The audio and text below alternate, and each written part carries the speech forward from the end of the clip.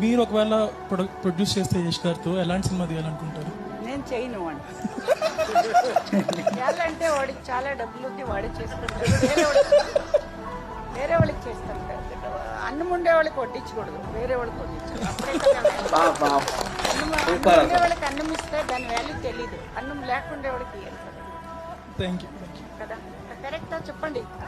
Correct అండి, correct answer చెప్పండి, answer చెప్పండి. కరెక్ట్ కదండి. కడుపు నిండిన వాళ్ళకి బోర్డుదలికి ఆయిల్ అన్ని ఇవ్వకూడదని మా అవ్వ చెప్తాను నేను.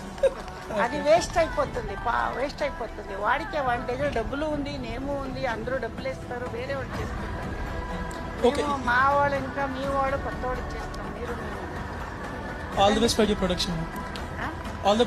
ప్రొడక్షన్. Thank you. మీరు కూడా మేమందరూ మా కన్నడ వాళ్ళు మీ వాళ్ళు కాదండి, మీరు మా వాళ్ళకి అన్ని మేము ఇస్తాం, అట్లా అందరూ చేస్తాం. అంతా పాన్ ఇండియా. అదేంటంటే కన్నడ సూపర్ స్టార్ యష్ వాళ్ళ మదర్ అన్నమాట ప్రొడ్యూస్ చేస్తున్నారు సినిమాని.